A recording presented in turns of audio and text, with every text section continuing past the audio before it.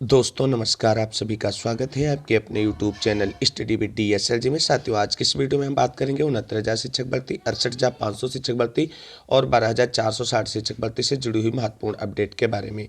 उसके साथ साथ आज की प्रमुख खबरों को भी डिस्कस करेंगे। तो आप सभी लोगों से निवेदन है, वीडियो को बिना स्किप किए अंत तक देखें, जिससे वीडियो में शेयर की गई सारी जानकारी को आप आसानी से समझ सकें। वीडियो में आगे बढ़ने से पहले छोटी सी रिक्वेस्ट है कि प्लीज़ वीडियो को लाइक करें, दोस्तों में शेयर करें और जितने भाई बहन चैनल पर पहली बार विजिट करें उनसे निवेदन है आगे की लेटेस्ट अपडेट पाने के लिए चैनल को सब्सक्राइब करके बेल आइकन जरूर दबाएं। तो आइए साथियों, शुरू करते हैं आज का वीडियो और सबसे पहले देख लेते हैं आज की महत्वपूर्ण खबरों को।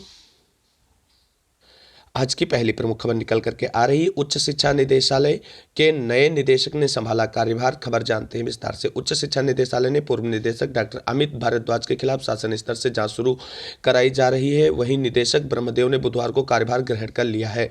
उन्होंने कहा कि शासन की जो भी प्राथमिकताएं हैं उन्हें पारदर्शी तरीके से गुणवत्ता के साथ पूरा करेंगे।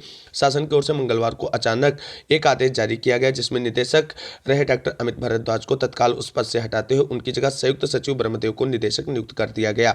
अचानक हुए इस बदलाव को लेकर तमाम तरह की चर्चाएं भी शुरू हो गई। शिक्षकों के प्रमोशन में देरी और निदेशालय से जुड़े कार्यों में शिथिलता को लेकर भी डॉक्टर अमित भारद्वाज घिरे हुए थे। निदेशालय में अनियमितताओं की शिकायत भी शासन तक पहुंची थी। शासन की ओर से पूर्व निदेशक डॉक्टर अमित भारद्वाज के खिलाफ जांच भी प्रस्तावित है।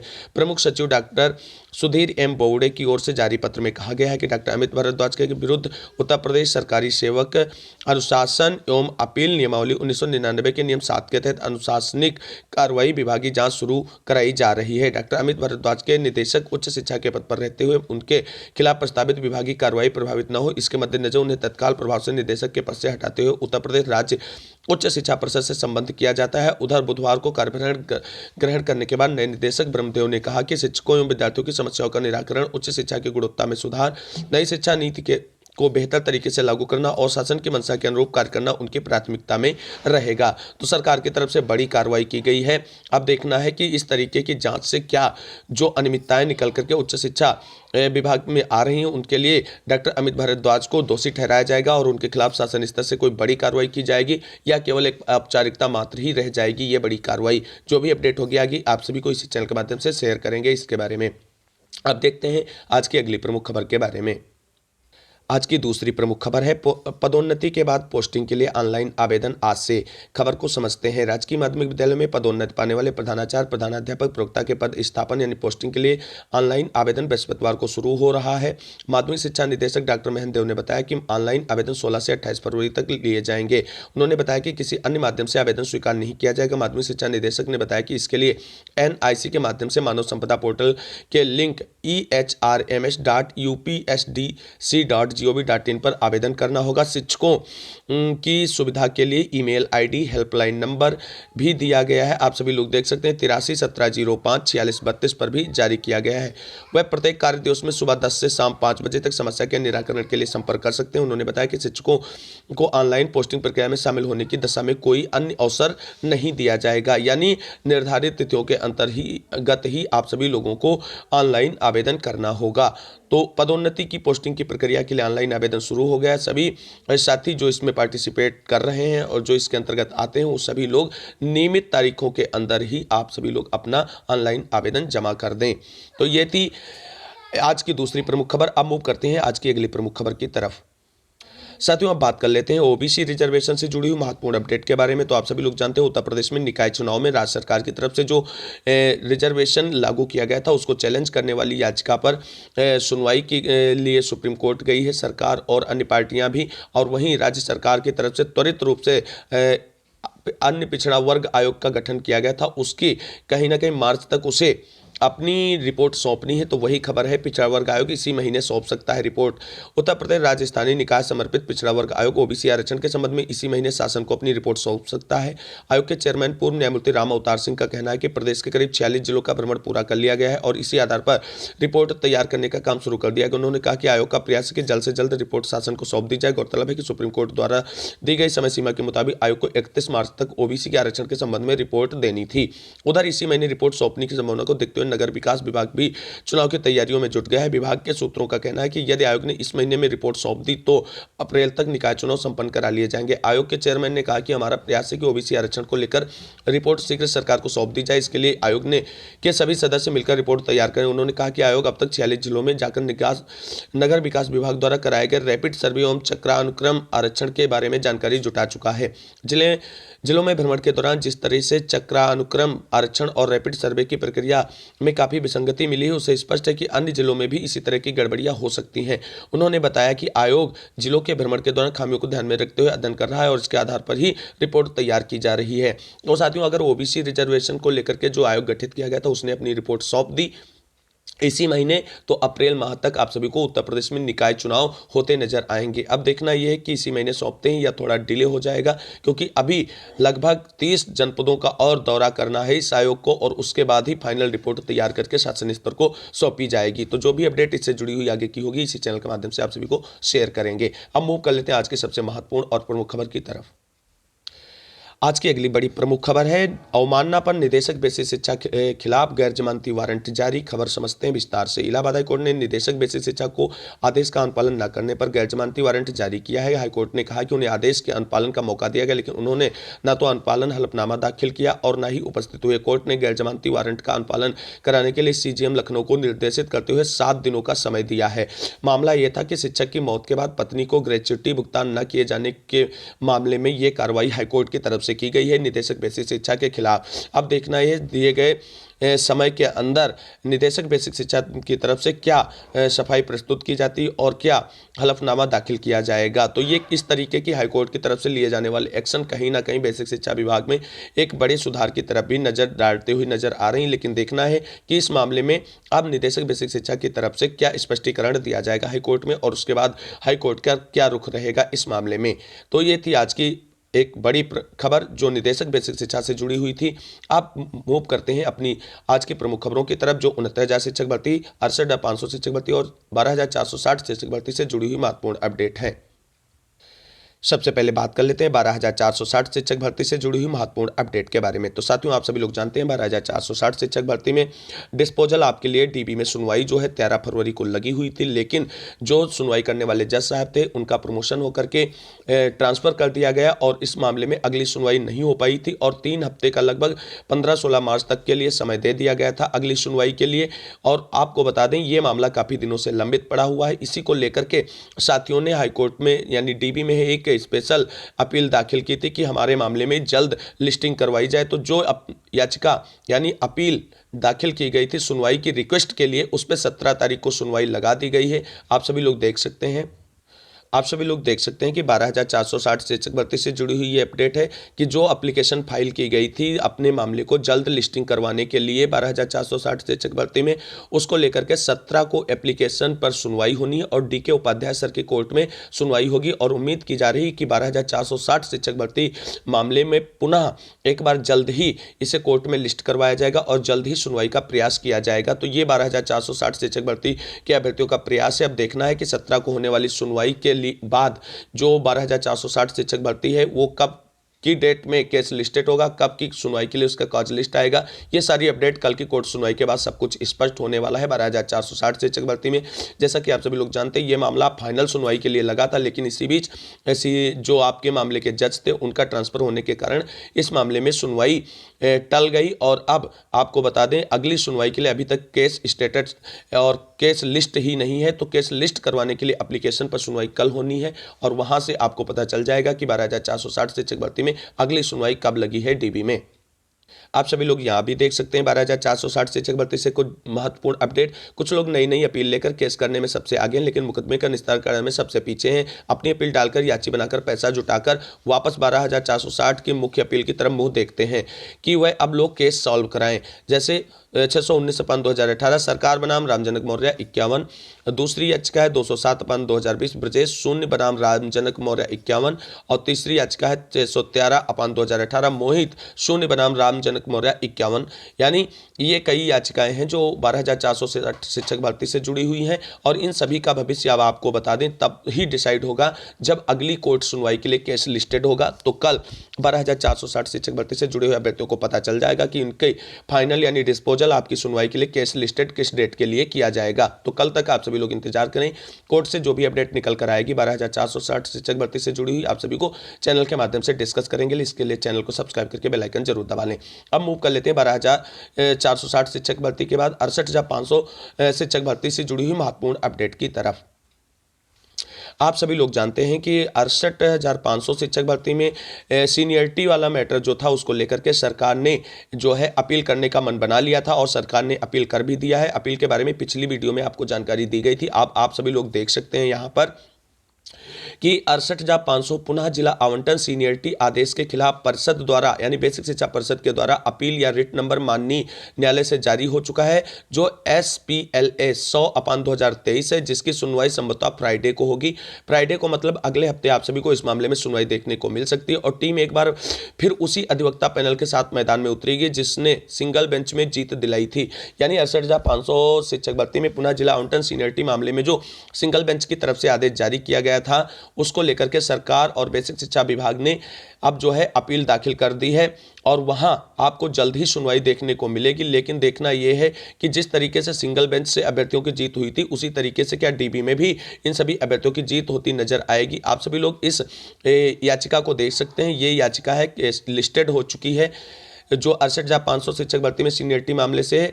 तो SPLA है 100/2023 से आप सभी लोग देख सकते हैं 14/2/2023 को फाइल कर दी गई याचिका। फाइलिंग डेट 13/2/2023 है, और वहीं रजिस्ट्रेशन इसका जो हुआ है वो 14/2/2023 को हुआ। हालांकि अभी इसकी कॉज लिस्ट नहीं जारी की गई है, लेकिन ये मामला जो है सुनवाई के लिए लिस्टेड हो चुका है, और यहीं पे जल्द आप सभी को डेट देखने को मिलेगी। इसी हफ्ते इस मामले में सुनवाई होती नजर आएगी। आप सभी लोग देख रहे हैं the board of basic education Uttar Pradesh की तरफ से याचिका दाखिल की गई, यानी जो है पिटिशनर है the board of basic education Uttar Pradesh, और रिस्पोंडेंट है यानी जिनकी याचिका पर सिंगल बेंच से आदेश आया था दिनेश सिंह एंड अदर्स के नाम से, तो उसको चैलेंज कर दिया गया है सरकार की तरफ से। यानी ये स्पष्ट है बेसिक शिक्षा विभाग 68,500 शिक्षक भर्ती में किसी भी तरीके की अगली कार्रवाई के लिए तैयार नहीं, और कुल मिलाकर 68,500 शिक्षक भर्ती में कोई कार्रवाई करता नजर नहीं आ रहा इस तरीके की मामले को आगे बढ़ा करके। वरना आपको जब सिंगल बेंच से जो आदेश निर्गत किया गया था उसी के अनुपालन में आपको कार्रवाई करनी थी, लेकिन नहीं आपको मामले को लटकाने में कुछ अच्छा मजा आता है, क्योंकि इससे अभ्यर्थियों को कहीं ना कहीं परेशानी होती है। तो ये देखना होगा कि जब अगली सुनवाई होगी 68,500 शिक्षक भर्ती में सीनियरिटी मैटर पर, तो वहां से क्या अपडेट निकल करके आता है। क्या सिंगल बेंच के आर्डर को प्रोसीड किया जाएगा, या उसमें आर्डर को निरस्त करके कोई नए आदेश को निर्गत किया जाएगा जिसके लेकर के यानी जिस मकसद से बेसिक शिक्षा परिषद DB में गए हैं। तो जो भी अपडेट होगी 68,500 शिक्षक भर्ती से जुड़ी हुई आप सभी को चैनल के माध्यम से शेयर करेंगे। इसकी कॉज लिस्ट आएगी, किस डेट में इसकी सुनवाई लगेगी, सब कुछ ऑथेंटिक रूप से आप सभी को इसी चैनल के माध्यम से शेयर करते रहेंगे। इसके लिए चैनल को सब्सक्राइब करके बेल आइकन जरूर दबा लें। अब देखते हैं 69,000 शिक्षक भर्ती से जुड़ी महत्वपूर्ण अपडेट। सबसे पहले बात कर लेंगे 69,000 शिक्षक भर्ती में 10% EWS आरक्षण पर कोर्ट सुनवाई का आदेश जारी, और क्या रहा इस मामले में सरकार का रुख, सब कुछ समझते हैं कोर्ट आर्डर को स्पष्ट रूप से। 69,000 शिक्षक भर्ती में जर्नल वर्ग के अभ्यर्थियों की तरफ से EWS 10% आरक्षण की मांग को लेकर के हाईकोर्ट में जो याचिका दाखिल की गई थी उसकी सुनवाई के बाद कोर्ट आर्डर जारी कर दिया गया है। रिट नंबर 916/2023 से आप सभी लोग देख सकते हैं जो इसमें शामिल हुए हैं। विकास भारद्वाज की तरफ जज साहब थे जिन्होंने इस मामले को पूरे को सुना है। आप इस मामले को पूरी तरीके से देख सकते हैं। इस तरीके से जो है ये मामला जो है इस तरीके से पूरा कोर्ट आर्डर है, एक्सप्लेन कोर्ट आर्डर है। आप इसको अगर पढ़ना चाहते हैं तो आप टेलीग्राम चैनल ज्वाइन कर लें स्टडी विद DSL जी, और वहाँ पे आप इसे पूरा पढ़ पाएंगे। अब क्या है आप सभी लोग देख सकते हैं। Submission of learned council for the respondents is that the same is not having any retrospective effect. Miss Archana Singh seeks short indulgence to bring the aforesaid facts in the affidavit so as to facilitate the disposal of the case. On the request of Miss Archana Singh, include the matter in the list of fresh case on 27/2/2023. 23 order date आप सभी लोग देख सकते हैं 10/2/2023 को। हालांकि आप सभी को बता दें इस तरीके की कई याचिकाएं जो हैं 69,000 शिक्षक भर्ती से जुड़ी हुई जनरल वर्ग के अभ्यर्थियों की तरफ से दाखिल की गई हैं। और वहां आपको बता दें उम्मीद नहीं है, क्योंकि जब इस मामले में 10% आरक्षण को लेकर के बहुत कुछ मिलने वाला है जनरल वर्ग के अभ्यर्थियों को, लेकिन सभी लोग अपनी अपनी मांगों को लेकर के कोर्ट पहुंच रहे हैं। और ऐसे में देखना ये होगा क्या ईडब्ल्यूएस में सरकार ने भी अभी तक कोई अपना स्टैंड क्लियर नहीं किया है। हालांकि 69,000 शिक्षक भर्ती में आपको बता दें ईडब्ल्यूएस का जो 10% का रिजर्वेशन कोटा होता है वो मिलने की संभावनाएं बहुत कम है। लेकिन कोर्ट है, कोर्ट के ऊपर क्या डिसीजन होगा, क्या फाइनल डिसीजन निकल करके आएगा, क्या दिया जाएगा ईडब्ल्यूएस का 10% रिजर्वेशन 69,000 शिक्षक भर्ती में। अगर ऐसा होता है तो बहुत बड़ी प्रॉब्लम क्रिएट होगी और उम्मीद यही कि ऐसा कुछ नहीं होने वाला है, वरना 69,000 शिक्षक भर्ती काफ़ी और विवादों के गहरे गर्त में चली जाएगी। जो भी अपडेट होगी आप सभी को इसी चैनल के माध्यम से शेयर करेंगे। अब बात कर लेते हैं 69,000 शिक्षक भर्ती में आंसर की प्रकरण और 6800 कोर्ट आर्डर से जुड़ी हुई महत्वपूर्ण अपडेट के बारे में। साथियों आप सभी को बता दें 69,000 शिक्षक भर्ती में आंसर की प्रकरण को लेकर के और 6800 कोर्ट आर्डर और कॉमन अंक को और कट ऑफ डिसीजन को लेकर के कल अभ्यर्थियों के द्वारा पीएनपी सचिव से मुलाकात की गई। और पीएनपी सचिव की तरफ से जो स्पष्ट जानकारी निकल करके आई है 69,000 शिक्षक भर्ती में, चाहे आंसर की प्रकरण हो, चाहे 6800 की नियुक्ति से संबंधित हो, तो सभी मामलों पे महत्वपूर्ण चर्चा की गई साथियों के द्वारा। और वहां से जो जानकारी निकल करके आई है, क्योंकि आप सभी लोगों ने देखा है कि 69,000 शिक्षक भर्ती में आंसर की प्रकरण की नियुक्ति प्रक्रिया पूरी करने के लिए लगातार कंटेम्प्ट ऑर्डर जारी किए जा रहे हैं हाईकोर्ट की तरफ से, और उस पर बेसिक शिक्षा विभाग को 17 मार्च तक का समय मिला हुआ है। तो पीएनपी सचिव की तरफ से स्पष्ट जानकारी जो निकल करके आई है 69,000 शिक्षक भर्ती से जुड़े हुए सभी मुद्दों पर, उन्होंने कहा है कि 17 मार्च तक 69,000 शिक्षक भर्ती से जुड़े हुए सभी मुद्दों को शार्ट आउट कर लिया जाएगा। और 17 मार्च से पहले प्रयास यही रहेगा कि 69,000 शिक्षक भर्ती से जुड़े हुए सभी मामलों में नियुक्ति प्रक्रिया पूरी कर ली जाएगी, चाहे वो आंसर की प्रकरण हो, चाहे एनओसी मुद्दा हो, और या 6800 चयनितों को कोर्ट आदेश के बाद की नियुक्ति प्रक्रिया पूरी करनी हो। तो ये बड़ी अपडेट निकलकर सामने आ रही कि आंसर की प्रकरण के साथ साथ 6800 में चयनितों की भी नियुक्ति प्रक्रिया कहीं ना कहीं बेसिक शिक्षा विभाग जो है 17 मार्च से पहले पूरा करना चाहता है। लेकिन उससे पहले आपको बता दें 6800 मामले में कोर्ट आर्डर आना अति आवश्यक है, क्योंकि बिना कोर्ट आर्डर 6800 में किसी भी प्रकार की नियुक्ति प्रक्रिया या कोई मामला आगे नहीं बढ़ाया जा सकता है। जब बात आ गई कट ऑफ डिसाइडेशन को लेकर के, तो पीएनपी सचिव ने स्पष्ट कहा है कि सारी डिटेल्स जो है अब आप सभी को लखनऊ से मिलने वाली हैं और वहीं पे आप सभी लोग संपर्क करें। और अभी तक कट ऑफ पे डिसीजन कोई नहीं लिया गया है, क्योंकि आप सभी लोग जानते हैं बेसिक शिक्षा विभाग की तरफ से जो शासनादेश जारी किए गए हैं, चाहे एनओसी हो, चाहे आंसर की प्रकरण हो, सभी में कट ऑफ डिसीजन को लेकर के 13/156 के अधीन करते हुए मैटर को पेंडिंग करते हुए नजर आए हैं। तो आपको बता दें अब सभी मामले जो हैं, चाहे आंसर की प्रकरण हो, चाहे 69,000 शिक्षक भर्ती में एनओसी मामला हो, चाहे 6800 चयनितों की नियुक्ति प्रक्रिया से संबंधित हो, सभी को बेसिक शिक्षा विभाग की बड़ी कार्रवाई देखने को मिलेगी और 17 मार्च से पहले सभी मुद्दों को शॉर्ट आउट कर लिया जाएगा। ऐसा बेसिक शिक्षा विभाग की तरफ से बड़ी जानकारी निकल करके आ रही है। अब देखना यह है कि 6800 मामले में कोर्ट आर्डर कब निकलकर सामने आता है और उसके अनुरूप ही बेसिक शिक्षा विभाग की आगे की नियुक्ति प्रक्रिया पर क्या एक्शन लेगा। क्या 17 मार्च से जो आश्वासन मिला है उससे पहले सारी प्रक्रिया पूरी हो पाएंगी या और इंतजार करना पड़ेगा। क्योंकि आप सभी को बता दें आप सभी को मार्च के लास्ट वीक में और अप्रैल में निकाय चुनाव भी होते नजर आएंगे और उनकी अधिसूचना लगते ही सभी मामले कहीं ना कहीं एक बार पुनः रुकते नजर आएंगे। तो उससे पहले बेसिक शिक्षा विभाग भी चाहता है कि सारे मामलों को शॉर्ट आउट कर दिया जाए और 69,000 शिक्षक भर्ती को फाइनली विवादों का अंत करते हुए डिस्पोज आप कर दिया जाए, यानी पूरी कंप्लीट कर ली जाए। हालांकि सुप्रीम कोर्ट में वो पहले हलफनामा लगा चुके हैं कि 69,000 शिक्षक भर्ती कंप्लीट है, लेकिन अब जो नए नए आदेश जारी हुए हैं नियुक्तियों के लिए उससे स्पष्ट होता है कि 69,000 शिक्षक भर्ती अभी टोटली कंप्लीट नहीं है। अब 6800 कोर्ट आर्डर कब तक आएगा, सबसे बड़ी बात तो यही है। तो साथियों आप सभी को बता दें फरवरी आप सभी लोगों का जो है वो टाइम आउट हो रहा है। फरवरी के बाद आपको कोई विचार सोचना ही नहीं। फरवरी के लास्ट वीक से पहले आप सभी को कोर्ट आर्डर देखने को मिलेगा और उम्मीद तो यही की जा रही है कि जल्द ही आप सभी लोगों को कोर्ट आर्डर की कॉज लिस्ट देखने को मिल सकती है। इस हफ्ते की बात नहीं आएगी, अगले मंडे से जो आ रहा है सप्ताह उसमें कॉज लिस्ट और कोर्ट आर्डर आने के 100% और प्रबल चांसेस हैं। तो आप सभी लोग तब तक के लिए थोड़ा धैर्य और संयम और बनाए रखें। सबसे बड़ी चीज़ एक और है, कल एक और जो सूचना है वो सोशल मीडिया पर वायरल हो रही थी कि 6800 मामले में कोर्ट आर्डर रिजर्व है और वहाँ से पुनः सुनवाई होगी। तो साथियों इस तरीके की अफवाहों से आप सभी लोग पूरी तरीके से बचें। अब ऐसा कुछ नहीं होने वाला, क्योंकि फाइनल सुनवाई हो चुकी है, कोर्ट आर्डर रिजर्व हो चुका है। अब पुनः सुनवाई के लिए कोई चांसेस ही नहीं बनते हैं।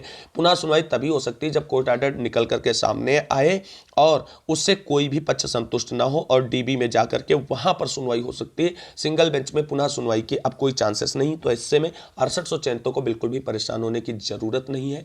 जल्द ही डिसीजन आ रहा है और आप सभी के फेवर में आ रहा है, ये बिल्कुल 100% चांसेस है, क्योंकि और कोई चांसेस इसमें बनते ही नहीं है। हाँ, 6800 के साथ कुछ अन्य लोगों को भी नियुक्ति प्रक्रिया के लिए आदेश निर्गत किया जा सकता है, लेकिन 6800 100% प्रोसीड होगी। तो 6800 चयनितों को इसी हफ्ते यानी मंडे से जो हफ्ता शुरू हो रहा है उसी हफ्ते आप सभी को बड़ी खुशखबरी मिलने वाली है। आप सभी लोग तब तक के लिए थोड़ा धैर्य और संयम और बनाए रहें, आपस में संगठित और एकता बनाए रखें तथा अफवाहों से बचें। अफवाह बहुत फैलाई जा रही हैं 6800 लोग लेकर के, इसलिए आप सभी लोग अफवाहों से बचें, क्योंकि अफवाहें आप सभी को डिस्टर्ब कर सकती हैं। तो ये थी आज की कुछ महत्वपूर्ण अपडेट जिसको मैंने आप सभी के साथ डिस्कस किया है। आप सभी को वीडियो को अंत तक देखने के लिए बहुत बहुत धन्यवाद। मिलेंगे अगली वीडियो में, तब तक के लिए सभी साथियों को जय हिंद, जय भारत, वंदे मातरम। आप सभी साथियों का दिन शुभ हो।